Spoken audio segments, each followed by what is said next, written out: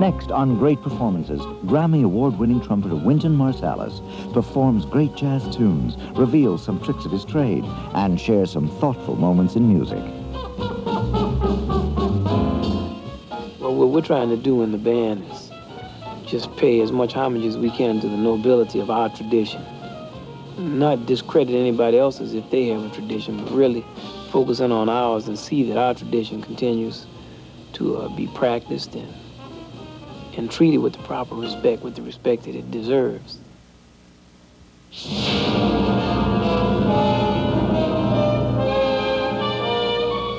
Great Performances is made possible by Martin Marietta, dedicated to excellence in aerospace, electronics, information management, and materials.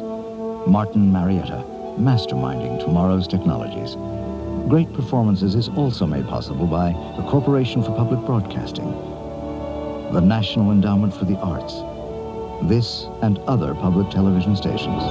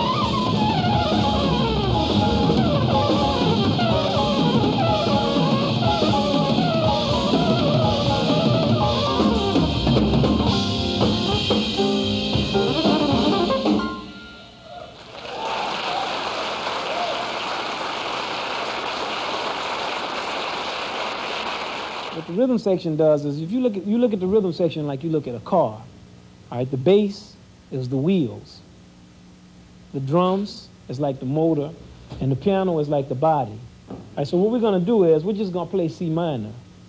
And we're going to use those two chords, and I'll try to give you all just an understanding basically of how the jazz band works.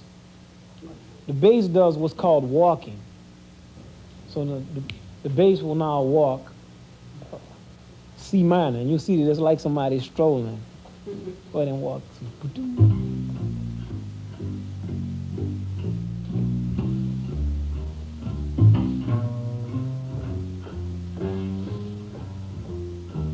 Yeah, that sounds like the Creeper or something, right?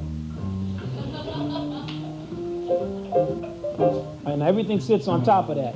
It's at the bottom of the harmony. That means if you take a piano, all the other horns are going to be above the bass down here.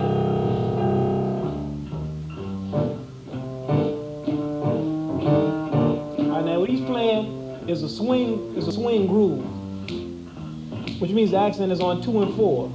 It's like sometimes I play concerts, I see people out in the audience, Americans too, and they'll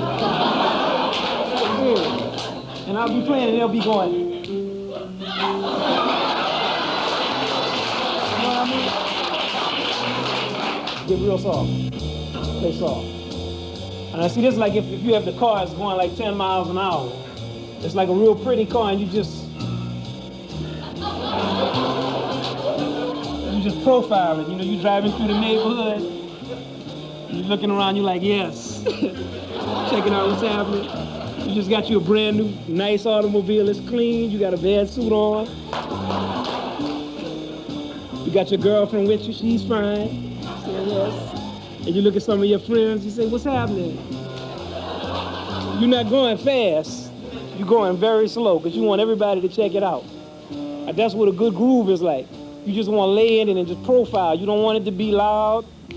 You don't want to play a bunch of wild stuff on it. You just want to look cute and play.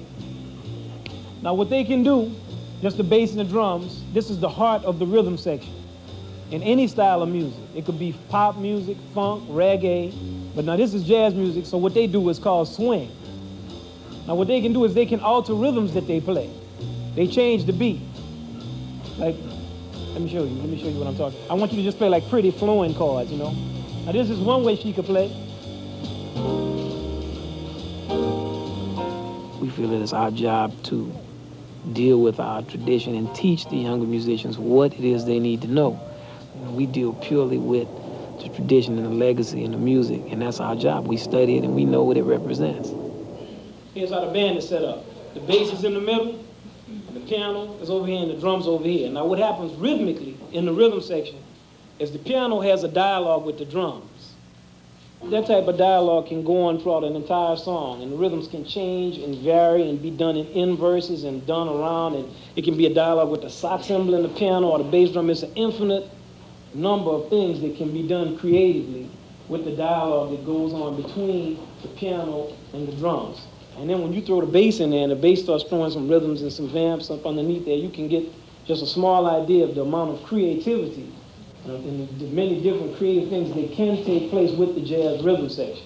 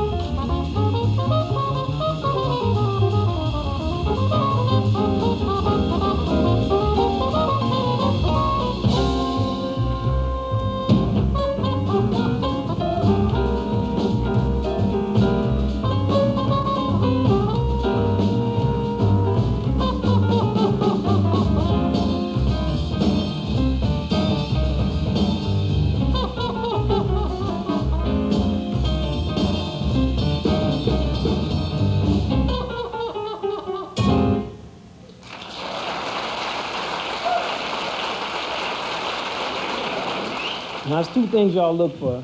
People not swinging, smiling. People snapping their fingers on 1 and 3. People in jazz concerts while people are swinging, acting like they can't hear swing. They just... I played a concert not recently. I saw one kid, I could see the whole audience from where I was playing, and all these people were like... And there was this one kid, he was like 11 years old or something. He was sitting like in the second row on the left side. He was like... You know, check my man out. He had the whole band grooving, and then his parents saw him and said...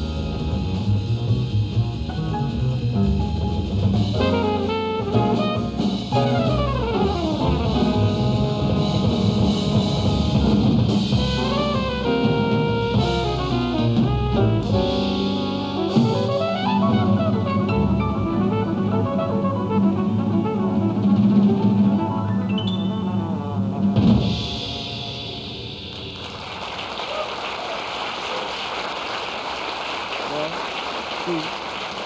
2, 3, 4.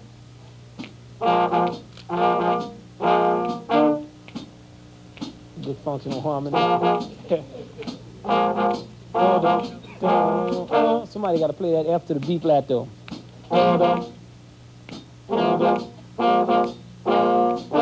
So you know the thing is that when we talk about people like Duke Ellington and Monk, I know y'all don't listen to their music that much, so their names don't mean too much. I mean, because for their names to really mean something to you, you have to know who they are. But believe me, if you become a portion of those people who are responsible for continuing that great and noble legacy, and you decide to embrace that on your own, even if you don't become a musician, it'll be something that will enrich the rest of your life. Now, if we were up here trying to deal with some of Beethoven's music, you would have to know, you'd have to play your part. You wouldn't have a choice. You couldn't get up and say, well, you know, I hear E flat here. Now, we're playing Duke's place. The music is designed for people who are more individual thinking. You have Duke Ellington, who's an individual, but his band also consisted of Cootie Williams, who was also an individual, and Harry Carney, and all of these people. It's like American society. Everybody has their chance to put in their 2 cents. Like the trombone section, they can harmonize that melody however they want. The only thing that's required is that it follows the rules of the music and that it sounds good, and that it's swinging and it's played with some nuance and some blues.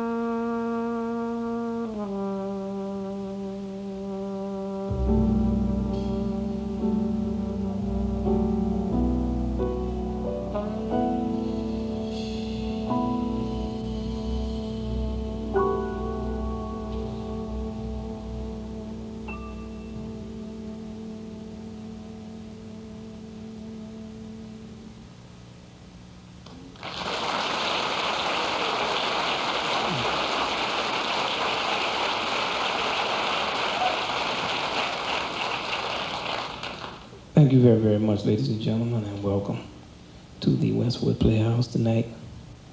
Here's some jazz. You're listening to Marcus Roberts on the piano.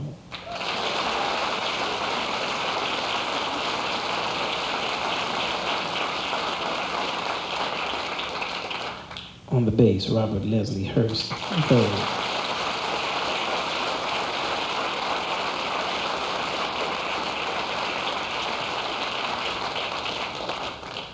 And on the drums, you've heard about him. Here he is, Jeff Tane Watts.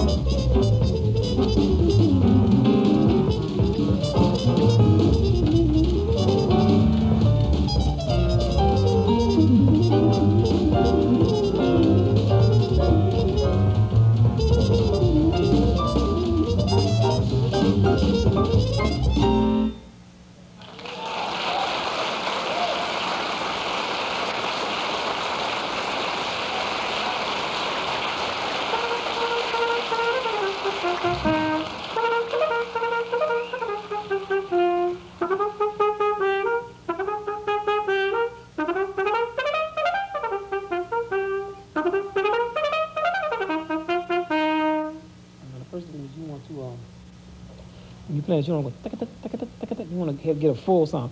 Like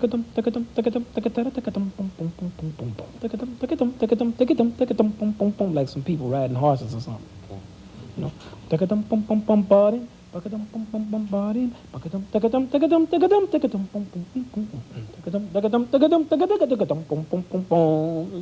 what I'm saying? Like, get that feeling when you're playing. Like you have to make sure you can feel where the rhythm's at. Don't just stand there and play. Make sure that you. You know what I'm saying? Concentrate on rhythm. Phrase. That's what I was like doing with the last time. You would just, you know, and it, you play it like however you. It would be long enough, but it just would be. It wouldn't have color. Every note has got to have some kind of color in it. You can't let any note go. And you can't just go bum bum bum bum bing. That's what it sounds like. Like if I'm doing this with my voice, boom boom boom boom bing. You know what I mean? Yeah. So be cognizant of that at the end of phrases. All right. Read.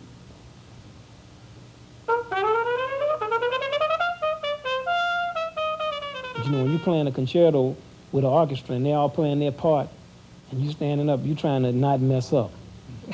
What was on my mind was terror. Do not miss. That's all. Just I hope I can make it through to the end of this movement and I'll be cool. Believe me. That's it. And one more point, you know, it shouldn't be like that though. It shouldn't be like that. Like that's something that classical musicians have brought onto themselves, like a certain type of paranoia and desire for perfection in reading that music. And I mean, that music wasn't meant to be played that way. You know what I mean? It's like when you listen to Louis Armstrong play, that's how all music should be played. I don't mean that style, but the type of spirit that he plays music with, like there's no fear in him when he's playing. Because he doesn't care if he messes something up, because he knows that what he's getting to is so bad that doesn't make a difference. But you know, you miss a note in classical music, I missed that note.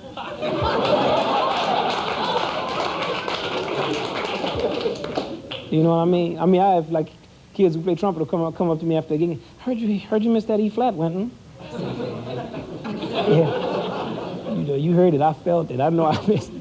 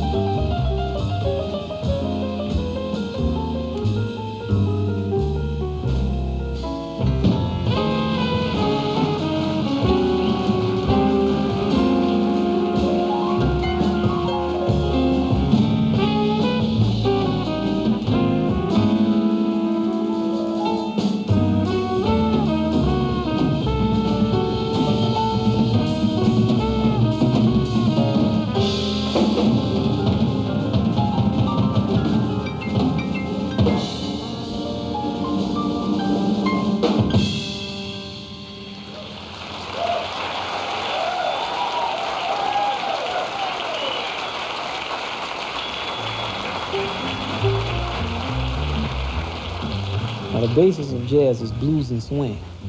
That's the basis of jazz music. It's not me talking. Louis Armstrong said it. Duke Ellington said it. Monk said it. Train. Ornette Coleman, his innovations are blues-based innovations. So any progression in jazz will be based on a blues and a swing or groove innovation. What we find in the history of jazz is that each generation of jazz musicians extend, elaborate, and refine different aspects of the blues idiom, and that becomes their innovation. That's their contribution. Now, another element that we have besides the blues is called groove. We know it as swing. And every type of music has different grooves. Grooves are a signal and a sign of the vitality of a people. Now you take the term progressive jazz. That's a curious term. But you take the jazz of, let's pick a year. Let's say 1960. In 1960, Duke Ellington's band was playing. Coltrane just started his band. Mingus had his band. Monk had a band on the road. Horace Silver was out working. Art Blakey and the Jazz Messengers. The list goes on and on. Take an artist like John Coltrane. All right, now as a jazz musician, harmonically, rhythmically, melodically, texturally, emotionally, spiritually, are we to believe that some of this music called progressive jazz is a progression on what John Coltrane was working on in 1960? What I mean is, in definite harmonic terms, innovations above John Coltrane's, rhythmically, melodically, we have definite objective criteria that we can use. And if we use them, then we find that very little has been done. If we use the work of Duke Ellington, and we don't just discuss it from a personal standpoint, like, well, I like the way this guy sounds.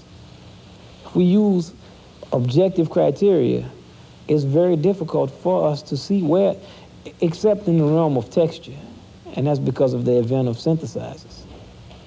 So, of course, those people who use synthesizers, those instruments weren't available before, so that's a new thing.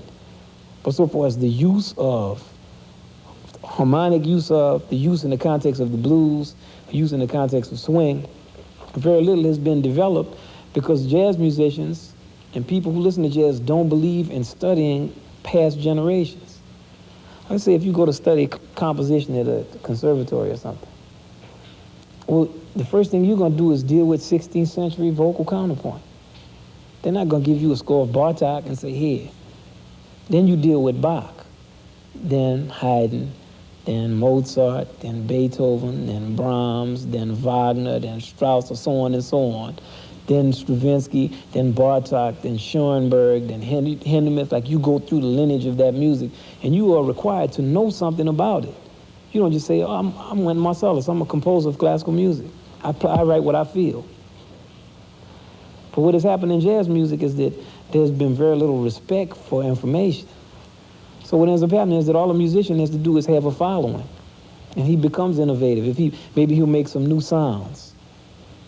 Right, that's one form of innovation. But the heart of jazz music is blues and swing. So what you have to do to be considered an innovator in jazz music is either rhythmically innovate, like Charlie Parker did, or you have to innovate from a blues standpoint, like Coltrane did and Monk.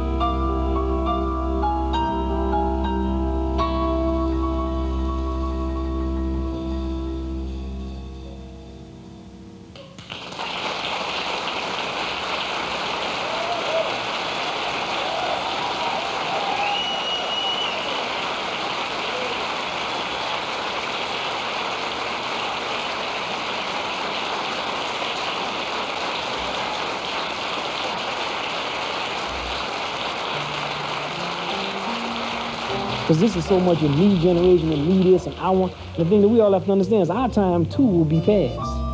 And if you don't show respect for your elders and you don't show respect for things that deserve respect, then you too will be relegated to something of the past and thrown out and considered as some garbage for the next new fad that will be sadder than what you were because it won't even be informed with what you had. You know what I'm saying?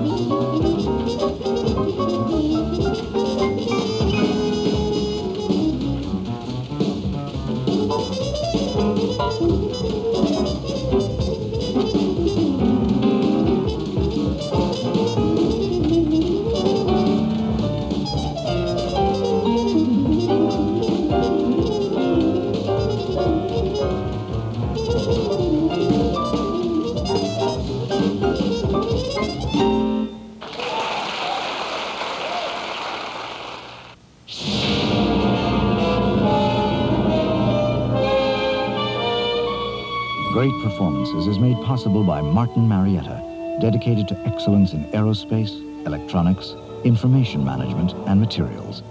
Martin Marietta, masterminding tomorrow's technologies. Great Performances is also made possible by the Corporation for Public Broadcasting, the National Endowment for the Arts, this and other public television stations.